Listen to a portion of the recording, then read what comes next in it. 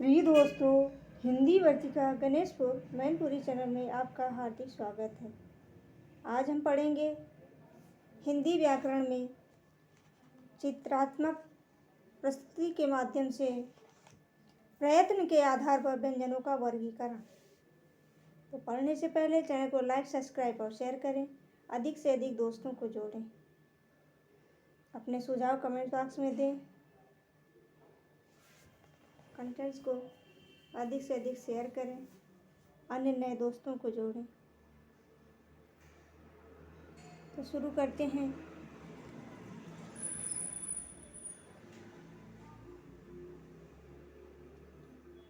प्रयत्न के आधार पर व्यंजनों का वर्गीकरण।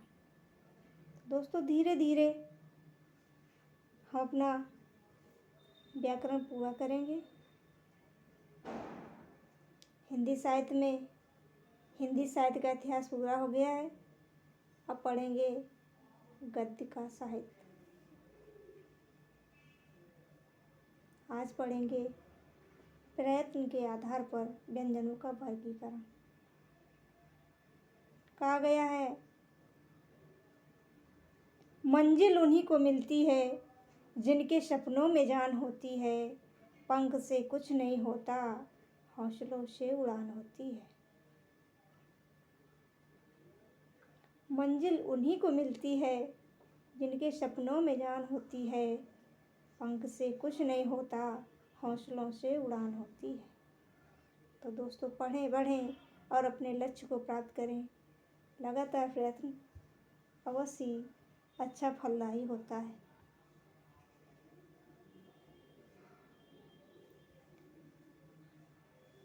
ध्वनियों के उच्चारण में अंदर से आने वाली वायु जो विभिन्न प्रयासों से परिवर्तित होकर बाहर आती है, उसे प्रयत्न कहते हैं। प्रयत्न के आधार पर व्यंजनों का वर्गीकरण विवरण इस प्रकार है। आज हम पढ़ रहे हैं प्रयत्न के आधार पर व्यंजनों का वर्गीकरण। जैसा कि लिखा है, ध्वनियों के उच्चारण में अंदर से आने वाली वायु जो विभिन्न प्रकार के प्रयासों से परिवर्तित होकर बाहर आती है, उसे प्रयत्न कहते हैं।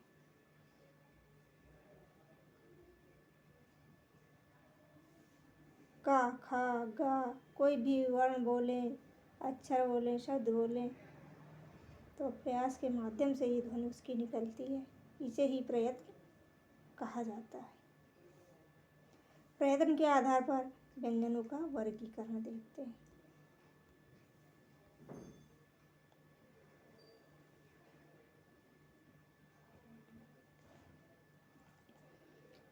स्पर्श संघर्षी व्यंजन। स्पर्श संघर्षी व्यंजन 4 होते हैं।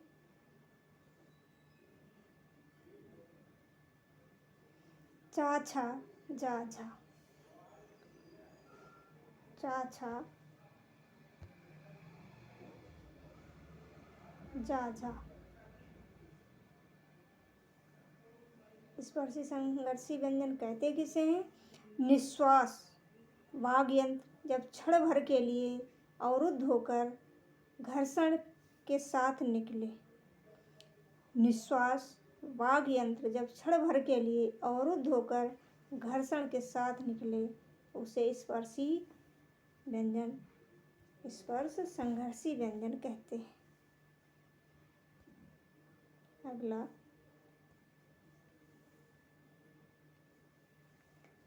संघर्षी व्यंजन।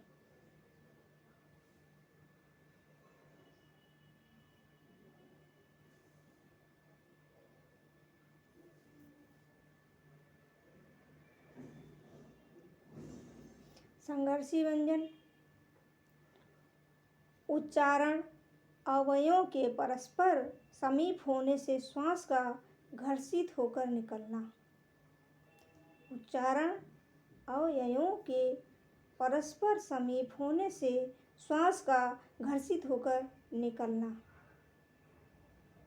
जैसे कि हिंदी वर्ण है, हिंदी वर्णमाला में सा, सा, सा, हा।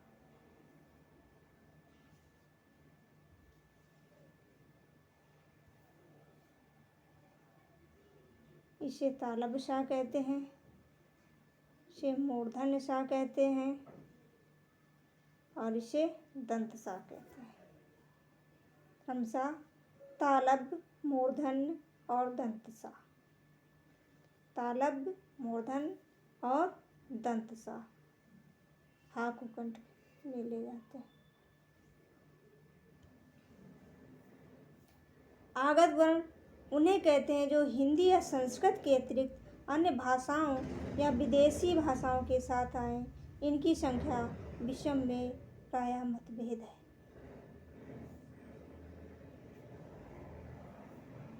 हिंदी वर्णमाला में तो ये अक्षर हैं सा, तालव्य सा, मूर्धन्य सा और दंत सा।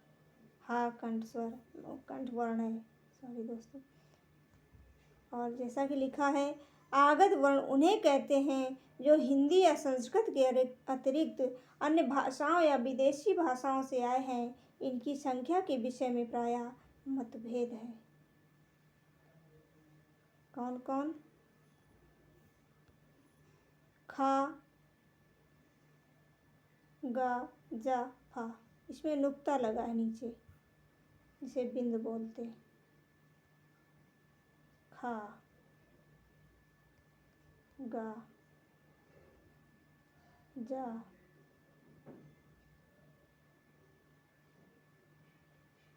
फा। ये आगत वर्ण है।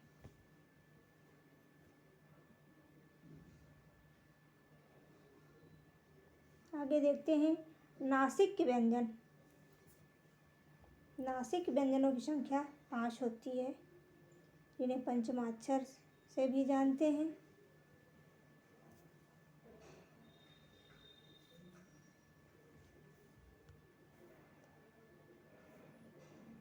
हिंदी वर्णमाला में ज्ञ, या, ण, न, म। ज्ञ, या, ण, न, म। नासार मार्ग से निकलने वाली ध्वनियाँ, जो नासिक के मार्ग से निकले उन्हें नासिक व्यंजन कहते हैं। ज्ञ, या, ण, न, म। ज्ञ, या, ण, न, म। ये नासिक व्यंजन है। इन्हें पंचमाक्षर भी कहते हैं। आगे देखते हैं।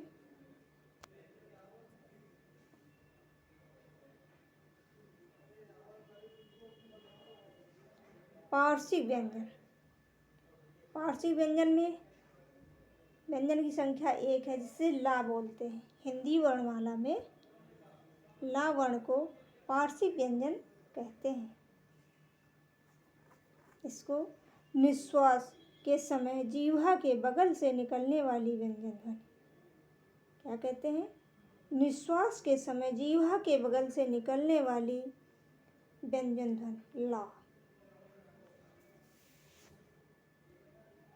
अगला लुंठित व्यंजन। लुंठित व्यंजन की संख्या 1 है, जिसे रा बोलते हैं। जिह्वा नोक का वर्ष से कई बार टकराव या प्रकंपन से उत्पन्न ध्वनि लुंठित या प्रकंपित व्यंजन कहते हैं। इसको लुंठित या प्रकंपित व्यंजन भी कहते हैं। रा को प्रकंपित या लुंठित व्यंजन कहते हैं और ला को पार्श्विक व्यंजन कहते हैं। इन दोनों वर्णों की संख्या 1-1 थी। अब उत्क्षिप्त व्यंजन को देखते हैं। उत्क्षिप्त व्यंजन 2 ड और ढा। इन दोनों वर्णों नीचे बिंदु रखा है। एक ढा ये होती है, इसमें बिंदु नहीं होता। एक ढा ये होता है, इसमें बिंदु नहीं होता। इन दोनों वर्णों में बिंदु है, ड और ढा। सड़क,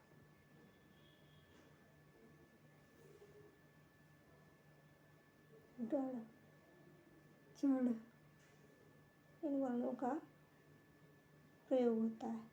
जिह्वा, नोक, वर्ष अथवा कठोर तालु के टकराहट से उत्पन्न ध्वनि। जिह्वा, नोक, वर्ष अथवा कठोर तालु के टकराहट से उत्पन्न ध्वनि को उच्छिप्त व्यंजन कहते हैं। इनकी संख्या 2 है। ड, ढ। अगला देखते हैं।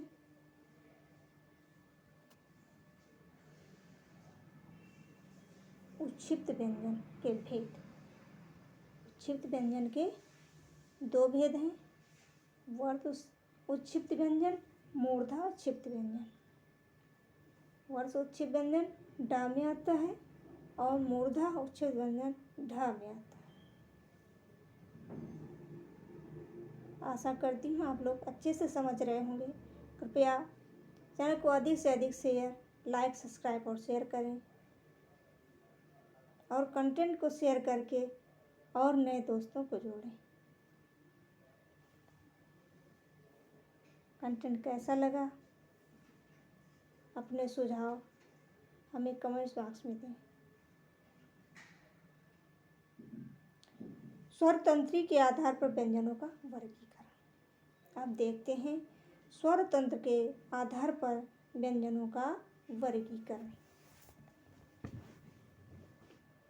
श्वास नली के ऊपर भाग के कुछ नीचे स्वर तंत्र स्थित है।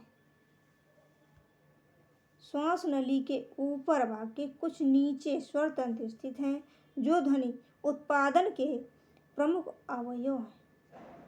इनका विवरण इस प्रकार है। स्वर नली के ऊपर भाग के कुछ नीचे स्वर तंत्र स्थित हैं, जो ध्वनि उत्पादन के प्रमुख अवयव हैं। इनका विवरण इस प्रकार है। कैसा है? अघोष व्यंजन।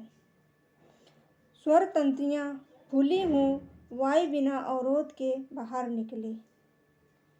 स्वर तंत्रियां फूली हों,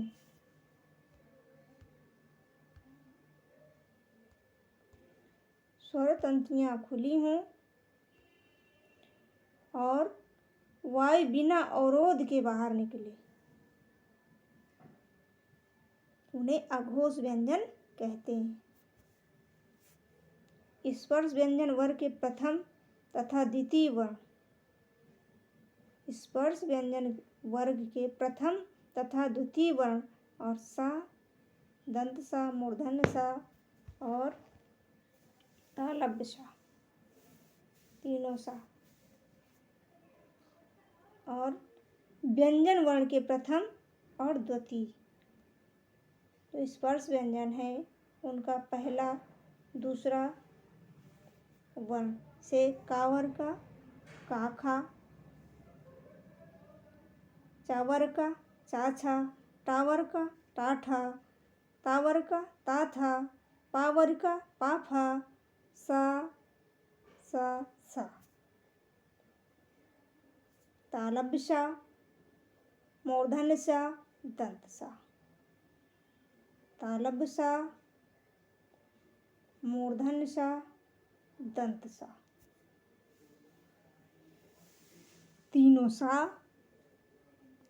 और पांचों वर्गों में पहला, दूसरा वर्ण। इन्हें क्या कहते हैं? अघोष व्यंजन।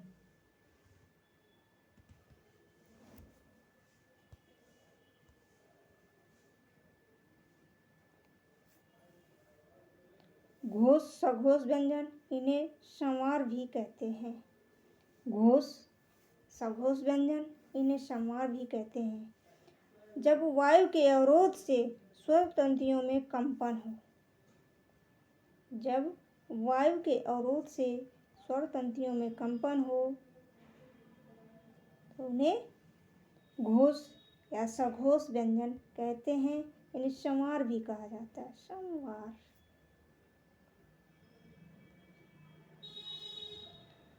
स्पर्श व्यंजन वर्ग के तीसरे, चौथे और पांचवें वर्ण अंतस्थ व्यंजन या, रा, लावा एवं हा। स्पर्श व्यंजन वर्ग के तीसरे, चौथे और पांचवें वर्ण अंतस्थ व्यंजन या, रा, लावा एवं हा। अर्थात जब देखते हैं स्वर व्यंजन के तीसरा का वर्ग का गा, घा, इंग्या, चा वर्ग का जा, झा, या, टा वर्ग का डा, ढा, ड़ा, ता वर्ग का ता, था, दा, धा, ना, पा वर्ग का बा, भा, मा।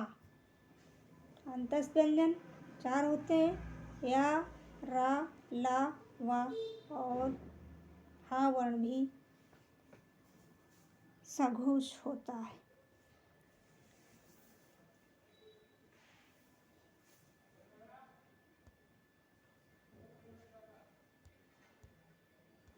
आगे देखते हैं।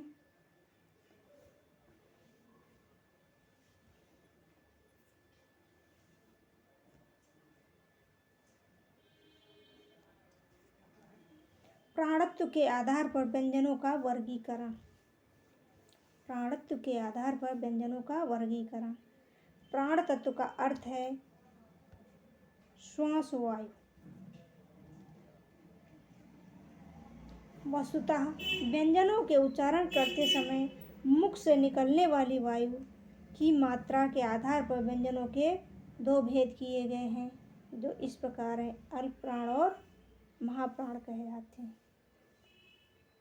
प्राणत्व का अर्थ है श्वास वायु। वस्तुतः व्यंजनों के उच्चारण करते समय मुख से निकलने वाली वायु की मात्रा के आधार पर व्यंजनों के 2 भेद किए गए हैं, जो इस प्रकार हैं। अल्प प्राण और महाप्राण कहा जाता है। इनके कितने भेद हैं? 2 भेद हैं, अल्प प्राण और महाप्राण।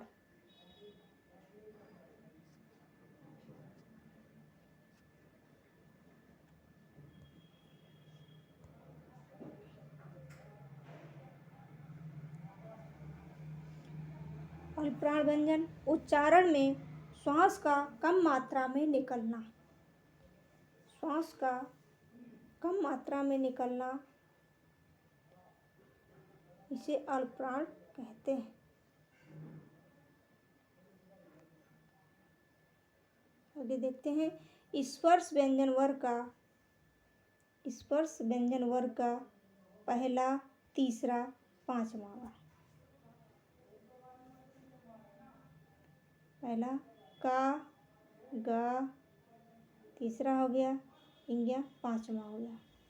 चा वर्ग का चा, पहला, जा, तीसरा, या, पांचवा। टा वर्ग का टा, पहला, डा, तीसरा, ड़ा, पांचवा। ता वर्ग का ता, पहला, डा, तीसरा, ना, पांचवा। और पा वर्ग का पा, पहला, बा, तीसरा, मा, पांचवा। इन्हें अल्प प्राण व्यंजन कहा जाता है। और इसी में अंतस्थ व्यंजन भी आते हैं या, रा, ला, वा। या, रा, ला, वा अंतस्थ व्यंजन अल्प प्राण होते हैं।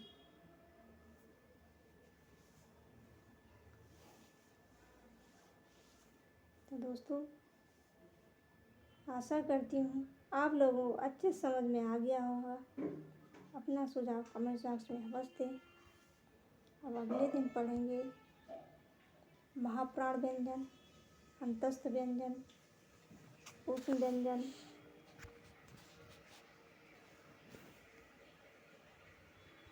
और अन्य जानकारी। तो दोस्तों, पढ़ें लिखें, अपने लक्ष्य को प्राप्त करें। आज की कक्षा यहीं तक। नमस्कार।